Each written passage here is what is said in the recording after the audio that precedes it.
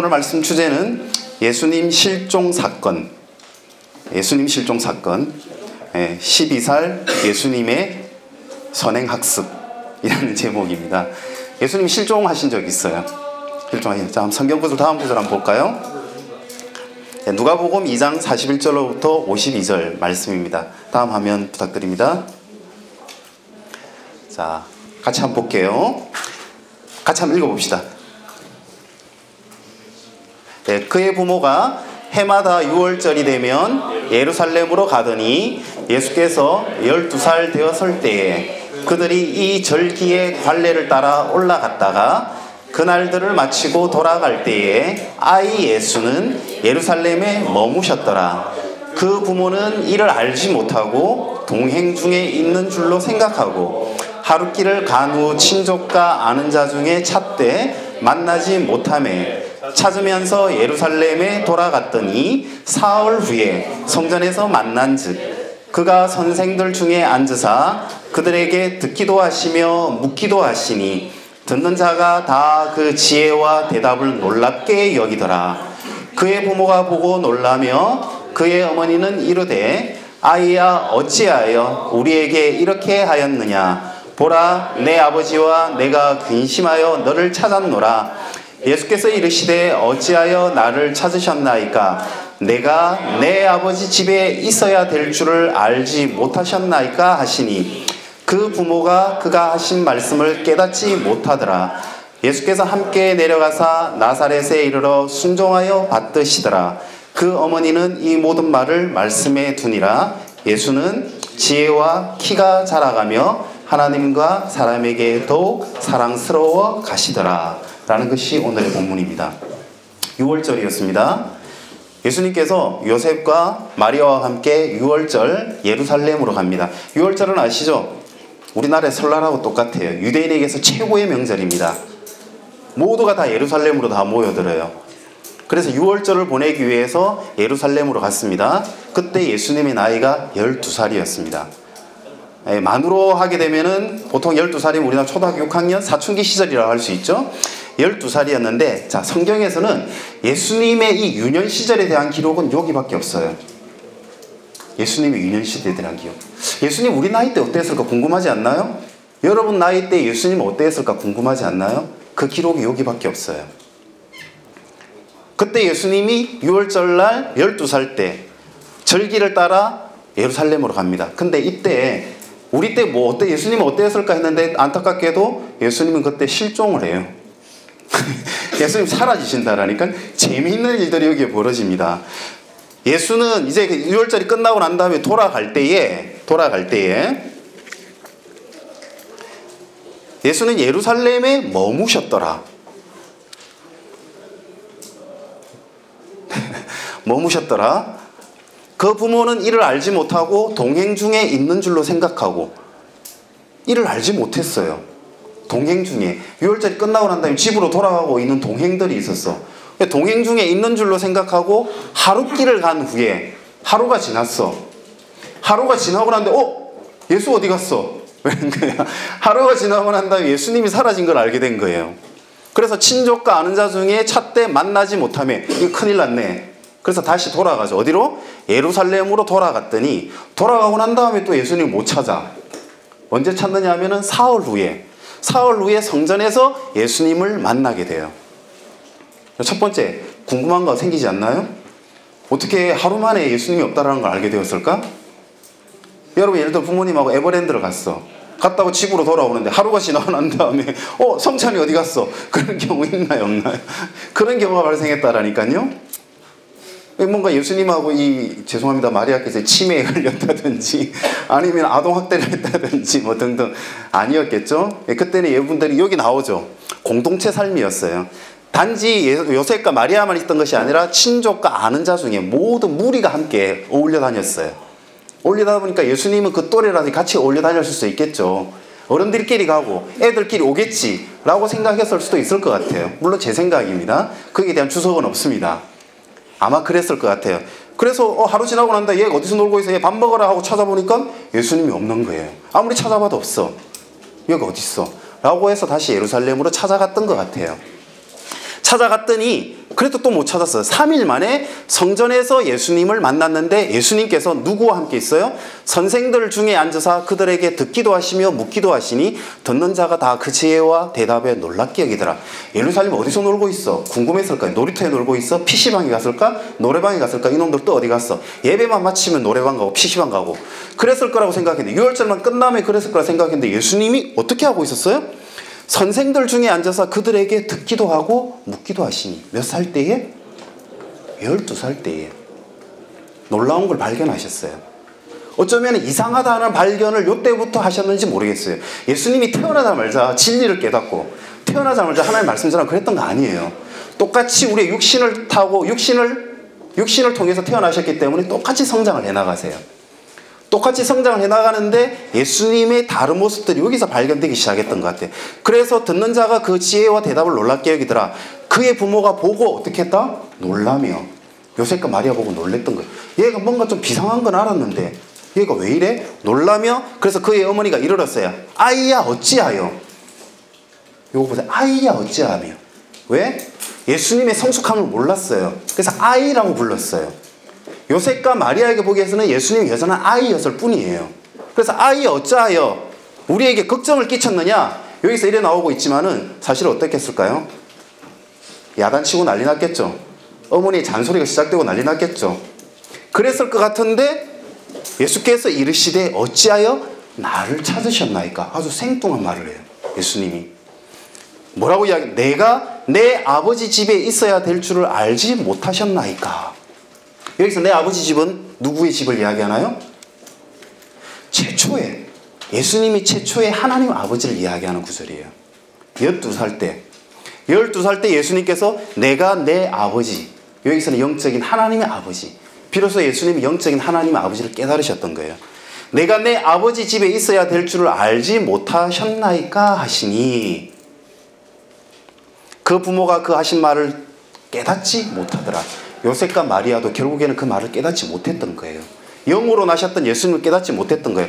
그래서 예수님을 데리고 이제 함께 내려가서 나사렛에 이르러 순종하여 받드시느라 그 어머니는 이 모든 말들을 마음에 두니라. 말은 하지 않았지만 마음에 무엇이었을까? 무엇이었을까? 라고 궁금해하면서 마음에 두셨던 이야기였어요. 그래서 예수는 이때부터 지혜와 키가 자라나며 하나님과 사람에게 더욱 사랑스러워 가시더라. 영적인 성장이 이때부터 일어났던 것 같아요. 이게 예수님의 12살 때의 사건이었습니다. 자, 예수님의 12살과 여러분 나이 여기 몇 살이지? 성찬이 같은 경우 13살? 14살? 그럼 만 13살이겠네요. 그죠? 아무튼 12살이라는 것은 사춘기 시절이었습니다. 여러분 12살 때 뭐 하죠? 학원 다니지 뭐예요. 선행학습하고 있고 수학 선행학습, 영어 선행학습 그렇지 않나요? 어학연수도 다녀야 될 것이고 때로는 논술학원도 가야 될 것이고 여러분의 12살과 예수님의 12살을 한번 비교해 보세요. 12살과 그래서 오늘은 예수님의 소년 시절을 통해서 우리의 청소년기는 어떻게 보내야 할까? 라는 부분에 대한 중요한 교훈을 얻으셔야 됩니다. 중요한 교훈을. 예수님이 우리와 달랐던 것 단 하나밖에 없어요. 사실은 하나님을 알았다라는 것. 우리와 예수님과 같아질 수 있는 것 단 하나밖에 없어요. 하나님을 안다라는 거예요. 하나님을 진실로 알지 못한다면 아무 소용없어요. 하나님을 진실로 만나지 못한다면 아무 소용이 없다고요. 그것이 여기에 나옵니다. 6월절에. 6월절이 뭘까요? 왜 6월절이 이들의 절기가 되었을까? 6월절. 어렵죠, 단어가 6월절. 6월절이라 했을 때 유는 뭐냐면은 건너뛰다 유. 넘다 월.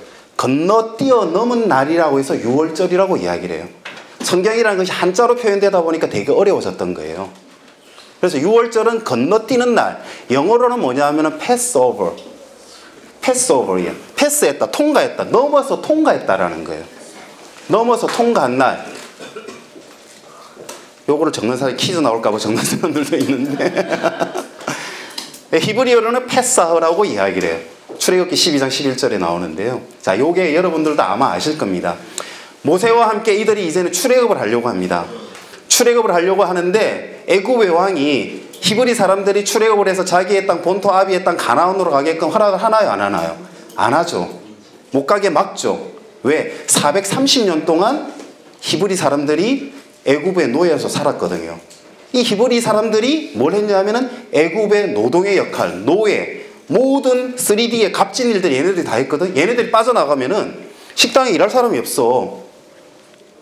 공장에서 일할 사람이 없다라니까요. 그래서 얘네들이 빠져나가지 못하게 하는 거야. 그래서 이들이 빠져나가게 하기 위해서 하나님 10개의 재앙을 만들죠. 10개의 재앙을 내리죠. 아마 이거는 여러분들이 많이 보셨을 것 같습니다. 맨 마지막에 가장 무시무시한 재앙을 하나님께서 내려요. 그 10번째 재앙이 뭐냐 하면 가축으로부터 하여서 사람에 이르기까지, 가축이든 사람이든 누구든 간에 장자, 맏아들, 첫아들은 무조건 죽임을 당하게 하는 재앙을 남겨요. 다 죽여버리는 거예요, 장자들을. 그런 10번째 재앙이 내리게 되는 거예요. 하지만 하나님이 유대인에게, 히브리 사람들에게, 선택받은 그들에게는 구원을 허락하죠. 어떤 구원을 허락하냐? 너희들의 문설주와 문지방에, 요게 문설주라고 이야기해요. 문설주와 문지방, 문지방은 여기 문을 넘어서는 건 문지방. 성경이 참 어렵죠? 그래서 문설주, 문지방은 그냥 넘어간단 말이지. 문설주와 문지방이라는 것은 이렇게 문을 만들 때 두 개의 기둥이 되고 문을 넘어가는 곳, 이걸 문지방이라고 해요. 여기에 뭘 바르라? 어린 양의 피를 바르라. 문설주와 문지방의 어린 양의 피를 바른 그 집은 하나님의 재앙이 어떻게 하리라? 피해 가리라. 그래서 모든 히브리 사람들은 이 문설주와 문지방에다 어린 양의 피를 발라요. 언제? 6월절날. 6월절날. 그래서 문설주와 문지방에 피를 발랐던 유대인들은 다 살아남고 애굽의 장자들, 가축의 장자들 다 죽임을 당하는 재난을 당하게, 재앙을 받게 되죠. 그러고 출애굽을 하는 날입니다. 그것을 6월절이라고 이야기했어요. 6월절. 유대인에게 구원이 되었던 날이죠. 자, 여기서 중요한 것. 자, 유태인 중에 다 구원을 받았는데 유태인 중에 못된 사람 있을까 없을까? 있지. 유태인 중에 전중년 같은 애 있을까 없을까? 있지, 그지? 승리의 빅뱅 같은 애 있을까 없을까? 있단 말이지. 죄송합니다. 빅뱅의 승리 같은 애들이 죄송합니다. 승리 같은 애들이 아니지. 자, 빅뱅의 승리 같은 사람이 있을까 없을까? 있단 말이죠. 근데 걔는 구원을 받았을까 안 받았을까? 구원을 받았단 말이에요. 구원을 받았어요. 하지만 애굽의 사람들 중에는 착하고 선행을 하고 부모에게 효도하고 이런 사람이 있었을까 없었을까? 있었을 거 아니에요. 그런데 그들은 어떻게 해요? 죽임을 당하는 거예요. 죽임을 당하는 거. 착하고 착하지 않고의 차이가 아니었던 거예요. 단지 문설주에 어린 양이 피를 발랐느냐 바르지 않았느냐, 요 한 가지로 인해서 삶과 죽음이 나뉘게 되는 겁니다. 이것이 십자가의 비밀이었던 거예요. 이것이 성경 구절에 이제 나오기 시작을 합니다. 자, 한번 보실까요? 고린도전서 5장 7절, 너무나도 중요한 이야기예요. 그래서 아무리 선행이라든지 착하게 산다든지 아무 소용없어요. 하나님을 아느냐 모르느냐, 예수님의 십자가를 깨닫느냐 깨닫지 아니하느냐에 따라서 결국에는 구원과 안 구원이 좌우되는 겁니다. 그래서 예수님의 십자가를 예수님 뭐라고 표현하죠? 어린 양 예수라고 표현하죠. 예수님의 십자가를 어린 양의 피라고 비유를 하는 것이죠. 봅시다. 고린도전서 5장 7절 다 같이 한번 읽어봅시다. 너희는 누룩 없는 자인데 새 덩어리가 되기 위하여 묵은 누룩을 내버리라. 자, 여기서 중요한 거, 우리의 유월절 양 곧 그리스도 예수께서 희생되셨느니라. 뭐라고 나와요? 예수님 뭐라고 이야기하죠? 유월절 양. 예수님이 누구였어요? 유월절 양. 유월절이 뭔가 이제 아시죠? 예수님으로 인하여서만이 구원이 가능하다는 것을 나타내는 이야기죠. 또 봅시다. 마가복음 20장 28절과 마태복음 20장 28절, 마가복음 10장 40절 똑같이 이야기합니다. 인자가 온 것은 섬김을 받으려 함이 아니라 도리어 섬기려 하고 자기 목숨을 많은 사람의 무엇으로 주사? 대속물로 주사. 자, 여기서 또 대속이라는 게 또 어렵죠? 대속에서 대라는 것은 뭐냐? 대신할 대, 대신한다. 속은 뭐다? 속죄할 속. 우리의 죄를 대신하여서 예수님이 돌아가셨다. 그걸 대속물이라고 이야기하는 거예요. 그것이 뭐다? 유월절 어린 양. 그래서 갈라디아서 1장 4절 그리스도께서 하나님 곧 우리 아버지의 뜻을 따라 이 악한 세대에서 우리를 건지시려고 우리의 죄를 대속하기 위하여 자기 몸을 주셨으니, 계속 성경에서 이야기하는 것은 뭐냐? 십자가, 어린 양, 유월절, 대속. 성경의 핵심은 그거라는 거예요. 결국엔 착하게 살라가 아니라는 거예요. 공자의 배움을 받으라는 이야기가 아니라는 거예요. 부처처럼 열반에 이르라는 이야기가 아니란 말이에요. 힌두교의 시바신에게 물질을 바치라고 이야기하는 것이 아니란 말이에요. 성경은 오직 예수님, 오직 예수님. 그의 죄의 대속됨, 그의 대속함으로 말미암아 우리가 비로소 구원에 이르를 수 있다. 이것이 성경의 첫 시작이고 성경의 마지막이란 말이에요. 이것이 없으면 아무 소용이 없다라는 겁니다. 그래서 에베소서 2장 8절에서 9절 너희는 그 은혜에 의하여 믿음으로 말미암아 구원을 받았으니, 구원은 어떻게 받는다? 구원은 그 은혜가 뭐예요? 예수님의 십자가의 은혜, 대속하셨던 예수님의 십자가, 그 은혜에 믿음으로 말미암아. 예수님 십자가를 믿습니까, 여러분들? 예수님 십자가를 믿나요? 자, 여기서 중요한 이야기. 제가 첫 설교에서 이야기했죠. 예수님을 믿습니까? 라고 물어봤죠. 그랬을 때 대부분 사람들은 믿는다, 안 믿는다라고 이야기할 때, 그 믿는다, 안 믿는다의 기준이 뭐라고 이야기했죠? 예수님이 존재하느냐, 존재치 않느냐, 그 믿음을 가지고 사람이 믿는다, 안 믿는다고 대부분 이야기한단 말이에요. 안 믿는다고 하는 여러분의 친구들, 야, 예수님이 어딨어? 라고 이야기한단 말이지. 근데 예수님이 실존했던 인물이잖아요. 역사적으로서 이미 증명이 되었죠. 그것이 제가 첫 번째 설교에 이야기했고 두 번째 설교에서 이야기했죠. 예수님은 뭐라다? 예수님은 역사다. 설교 제목 기억나나요? 예수님은 역사다. 신약 사본 5,000개가 넘는 그 신약의 사본들, 그 수많은 사본들이 있었음에도 불구하고 하나도 1.1핵이라도 틀리지 않았던 그 사본들, 그리고 이제 과학이 발달하면서 증명되어 가고 있는 예수님의 부활에 대한 증거들, 예수님은 역사다. 이제는 예수님이 존재했느냐 존재치 않느냐 그게 중요하지 않다라는 거예요. 자, 다시 한번 물어봅니다. 여러분 예수님 믿습니까? 아멘이라고 한다면 무엇을 믿어야 되죠? 예수님이 십자가에 의하여 우리가 그 십자가를 믿음으로 말미암아 어떻게 되었다? 구원에 이르게 되었다. 그 십자가를 믿는다는 게 뭐죠? 우리의 죄를 대속했다. 어린 양의 피가 되었다. 라는 이야기였단 말이에요. 세상에 있는 수많은 종교들, 그 수많은 종교도 우리에게 선행만을 이야기하고 있어요. 착하게 살면 구원을 받을 것이라고 착각에 빠지고 있는 거예요. 착각입니다. 그게 다 속아 넘어가고 있어요. 자, 이걸 한번 볼까요? 이게 뭐죠?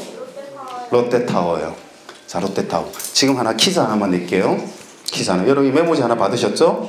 뒷장에다가 메모지 맨 위에다가 여러분이 생각하기에 이 세상에서 가장 선하다고 생각하는 사람, 가장 착하다고 생각하는 사람을 메모지 맨 윗줄에다 한번 적어보세요. 가장 착하다고 생각하는 사람, 이 세상에서 가장 선하다고 생각하는 사람, 그리고 맨 아래쪽에는 이 세상에서 가장 악하다고 생각하는 사람, 가장 나쁜 놈이라고 생각하는 사람을 메모지 맨 밑에다가 한번 적어보세요. 자, 이렇게 메모지가 있으면 요 위쪽에는 가장 선하다고 하는 사람 이름을 한번 적어보고, 메모지 맨 밑에는 가장 악하다고 하는 사람 한번 적어보세요. 그리고 여러분의 이름을 어딘가 한번 적어보세요. 여러분은 가장 선한 위치, 착한 거, 미안합니다. 선한 거는 착한 걸 이야기합니다. 네, 이렇게 풀어줘야 돼요. 자, 가장 착한 사람 맨 위에, 가장 악한 사람 맨 밑에, 그리고 여러분은 선한 사람하고 악한 사람 어디 위치에 있는지 한번 적어보세요. 자, 그러고 난 다음 나중에 제출합니다. 자, 일단 먼저 적은 사람 하나 한번 줘보세요. 제일 먼저 적은 사람. 자, 이건 안 되겠고, 자, 그 다음 적은 사람, 지수가 한번 줘보세요. 세상에 선거 아무도 없다. 자, 적은 거. 자, 적은 사람. 적었어. 시연이 한번 줘보세요.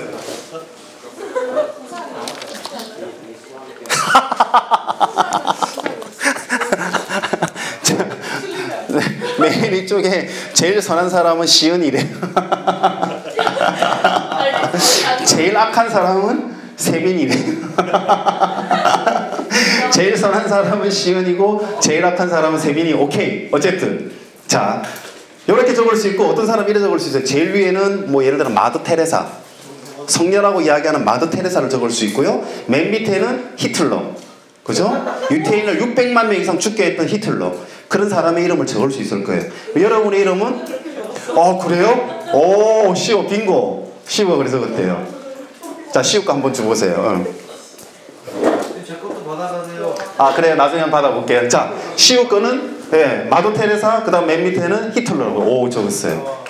그 다음에 시오 위치는 안 적었네요. 아무튼. 자, 그럼 이거를 한번 봐요. 요거를 롯데타워에 한번 갖다 대볼게요. 만약에 이 메모지가 롯데타워 맨 밑에 한번 가 있다고 한번 봅시다. 실제 인물이에요. 실제.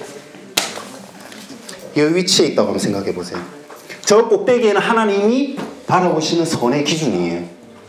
하나님이 생각하시는 절대선이거든요. 하나님은 절대선하기 때문에 하나님이 보실 때에는 마더 테레사가 선한가요? 히틀러가 선한가요? 거기서 거기에요. 거기서 거기에요. 세빈이가 너무 지혜로운 이야기를 했어요. 거기에서 거기에요.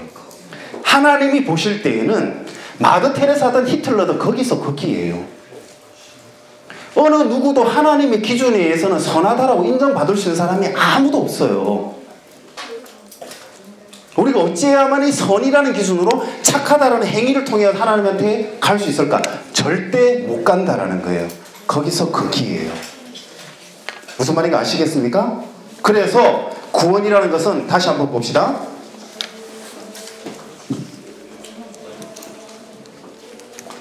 에베소서 2장 8절 9절 다시 한번 볼게요. 너희는 그 은혜에 의하여 믿음으로 말미암아 구원을 받았으니 이것은 너희에게서 난 것이 아니요 하나님의 뭐라? 하나님의 선물이라. 이것은 너희의 선에서 난 것이 아니고 너희의 선한 행위에서 난 것이 아니고 이것은 오직 누구시라? 하나님의 선물이라. 그래서 중요합니다. 요 밑구슬 읽읍시다. 다 같이 시작. 행위에서 난 것이 아니니 이는 누구든지 자랑하지 못하게 함이라. 무슨 말인가 이해가 되십니까? 아주 중요합니다. 하나님의 복음을 깨닫기 위해서 너무나도 중요한 부분들입니다. 자, 이제 설교 끝내도록 하겠습니다. 원래는 다른 거 준비한 것들이 많은데 또 재밌는 것도 많지만 오늘은 여기만 하고요. 예를 든다면 또 재밌는 게 있어요. 혹시 여러분 파리대왕이라고 보셨나요? 파리대왕. 파리대왕은 윌리엄 골딩이라고 하는 저자가 노벨 문학상을 받은 작품입니다. 1983년도에 영화로 만들어지기도 했죠. 짧게 요거만 하고 마치도록 하겠습니다. 자, 파리대왕은 핵전쟁이 일어나고 핵전쟁을 피하기 위해서 대단하죠. 원래 이 저자는 1960년대인가 이걸 원래 소설을 적었던 걸로 알고 있어요. 그래서 노벨상 수상한 건 1983년인 걸로 알고 있는데 아무튼 정확하게는 모르겠어요. 다시 한번 확인해 보도록 할게요. 아무튼 핵전쟁이 일어남으로 인해가지고 영국에 있는 청소년들 6살부터 12살까지 그 청소년들을 비행기에 태우고서 탈출을 합니다. 탈출을 하는데 이 비행기가 불시착을 해요. 어디에 불시착을 하면 무인도에 불시착을 해요. 그래서 그 무인도에는 6살부터 12살 예수님의 나이에 이르는 6살부터 12살에 있는 아이들만 그 무인도에 살게 돼요. 여기에 렐프라네하고 그 애 이름 기억이 안 나는 잭이라는 애가 두 명의 주인공인데요. 아무튼 이 두 아이들이 원래는 6살과 12살이었기 때문에 너무나도 착하고 감성어리고 어리광부리고 그랬던 아이였어요. 아이 예수였어요. 아이야 어찌하여 라고 불림을 받았던 그런 아이들이었어요. 그런데 그 소설이 어마어마한 반전을 일으키기 시작해요. 어마어마한 반전을 하면서 최종에는 살인이 일어나고 갈기갈기 찢어 죽이고 돌멩이로 굴려가지고 애를 깔려 죽이게 하고 그런 사건들이 벌어지게 됩니다. 그게 소설 속에 있어요. 왜 그래 했을까? 만약에 여러분들이 무인도에 가면 그러하지 않을까?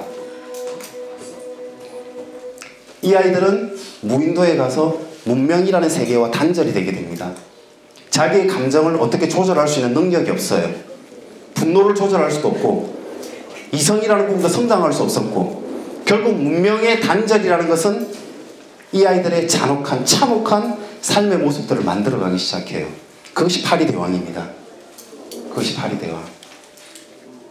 그런데 하나님과 단절된 바로 이 세상이, 하나님과 단절된 이 세상이 바로 파리대왕의 이야기하는 무인도예요. 우리 또한 무인도에서 살고 있는 것입니다. 결국 이 무인도에 빠져 있는 아이들은 선행을 통하여서 구원을 받는 것이 아닙니다. 배가 나타나야 됩니다. 어딘가 육지에서. 결국 구원이라는 것은 하나님의 손길이 아니면 구원에 이룰 수가 없습니다. 하나님의 손길이 아니면. 12살 예수님, 12살 예수님은 하나님을 처음 만나게 됩니다. 내 아버지라고 이야기하기 시작합니다. 여러분의 12살, 13살, 14살 수학 선행학습, 영어 공부, 그보다 가장 중요한 것은 하나님을 만나는 일입니다. 하나님 만나는 일. 예수님의 선행학습은 하나님을 만나는 일이었습니다. 여러분이 선행해야 할 학습은 오직 영적인 학습이고 하나님을 만나는 일들입니다. 올 한 해 꼭 하나님을 만나시는 그 한 해가 되기를 바랍니다. 기도하고 마치도록 하겠습니다.